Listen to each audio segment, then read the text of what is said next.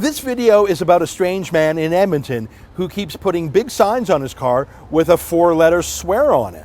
I'm going to say that swear word a lot in this segment and show pictures of his sign, so if you don't want to hear that or see that, best to click away now.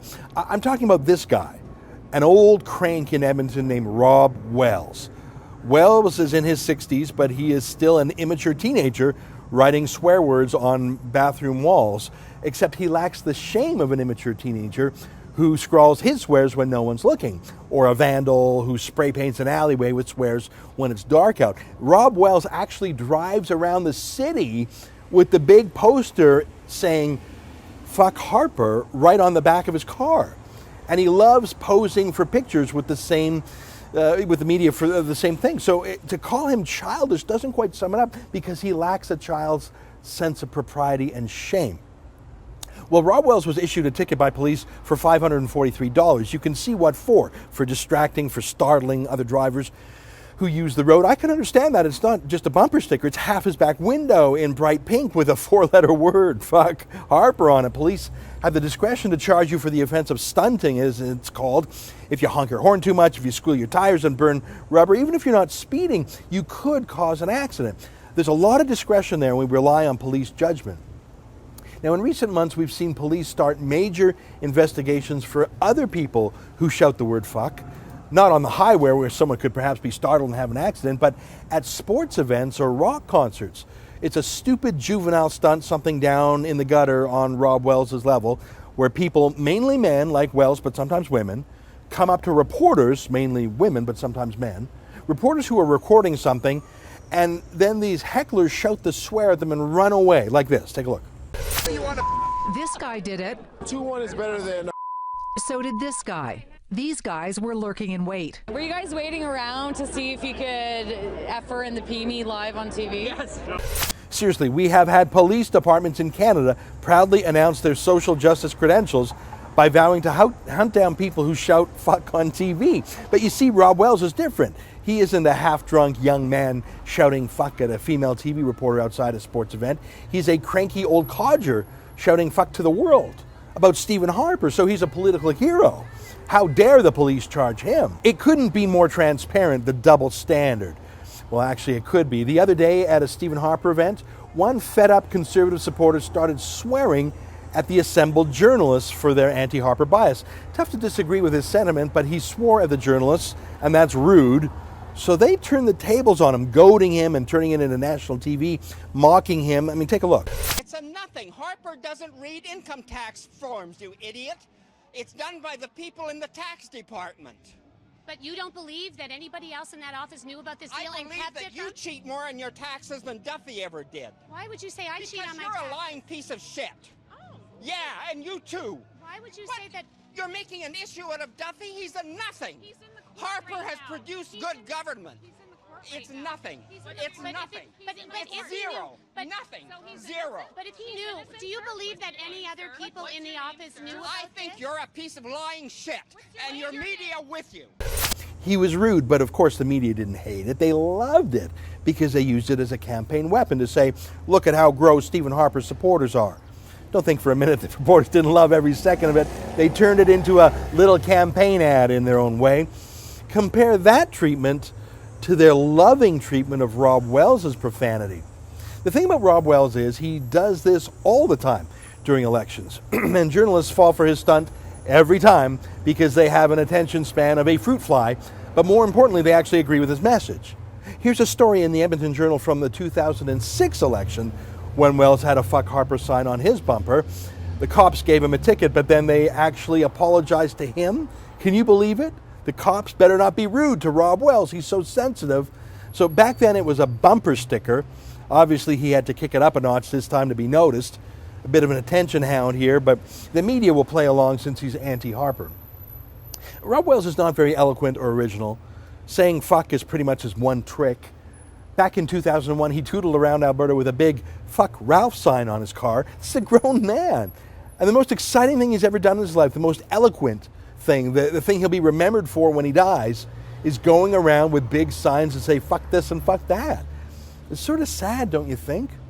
That's sort of Rob Wells' thing, though. He hates the Catholic Church, too, won't surprise you. He's an anti-Catholic extremist, and I'll get into that in a moment. So he doesn't just have a fuck you mobile, he actually has a Nazi mobile, too, or at least he used to, a spray-painted van, spray-painted with slogans comparing the Catholic Church to the Nazis. And about 15 years ago or so, he would drive his spray-painted van like a crazy man around Edmonton's St. Joseph's Cathedral at the Sunday afternoon Mass. So, moms and kids coming out of the church would see this crazy freak, this bigot. Imagine if he were targeting Muslim mosques or Jewish synagogues with his bizarre Nazi mobile. He'd probably have a hate crime charge against him, let alone massive media coverage. I mean, seriously, this guy is the equivalent of Fred Phelps from the Westboro Baptist Church. That insane guy who protests at funerals for U.S. soldiers with signs that say, God hates fags or God hates USA. Rob Wells clearly hates Catholics and conservatives, but he's a media celebrity that Fred Phelps could only dream of becoming. Rob Wells is the worst, but he's not alone. I mean, just yesterday I saw this little baby snuggly on Twitter, fuck Stephen Harper. Just like those left-wing protesters against pipelines who made their kid hold a sign saying, fuck Enbridge. I hope I never hate a politician more than I love my own kids. I'm not sure which is worse, a parent making their kid wear a shirt saying that, or a 60-something crank driving by an elementary schoolyard or a playground or a church with a big sign blazing, fuck Harper. They're both creeps, aren't they? Oh, do you think for a second that if someone were to have a big sign going through Toronto saying, fuck Kathleen Wynne, that person wouldn't be ticketed, probably charged with some sort of hate crime? And if the word fuck is okay, are all other swears okay too? Or is that just for conservative politicians that you're allowed to insult them? But let me say this. Much as I think Rob Wells is a dirty old man with a foul mouth and an anti-Christian bigot to boot, I don't think the answer to him is to prosecute him. I think there would come a point, if he rigged some flashing lights and sirens to his fuck you mobile, where it truly would be a danger on the streets, regardless of what it said. But I don't think it should be against the law to be a rude, juvenile, offensive media whore like he is. I just don't think even a guy like Wells, no matter how nasty, I don't think he should be censored by the state. But can I go one level deeper here? I have a history with Rob Wells I want to tell you about. You're not going to believe it. See, he's portraying himself today as a champion of free speech, of a liberty-loving hero who, even if you don't like what he says, you have to like his freedom to say it. Yeah, well, that's what he says when he drives around in his fuck you mobile or his Nazi mobile. But he loves to censor other people, like me. Back in 2009, he filed a complaint against me to the Canadian Human Rights Commission for something I had written on my website. He asked that state agency to censor me. By that point in time, those censors were terrified of me, so they rejected the complaint before they even notified me of it. But that's not the point. The point is Rob Wells is a fraud. He actually doesn't believe in free speech. He only believes in free speech for himself. He tried to have the government censor me. Mr. Free Speech wanted to silence me. He filed numerous other Human Rights Commission complaints against other people, calling for the government to censor a Catholic newspaper in Toronto called Catholic Insight.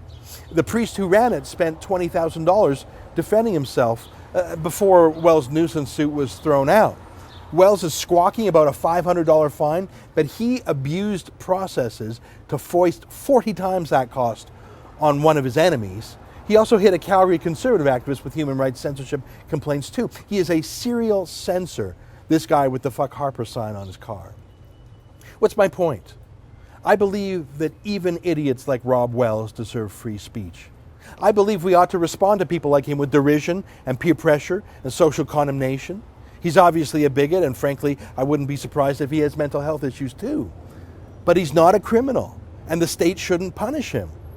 But it's just one more reminder that the free speech heroes on the left these days, they usually don't mean it. They want free speech for themselves, but censorship for their enemies. Oh, and of course, the left-wing media, well, they're happy to play right along. For the Rebel.Media, I'm Ezra Levant.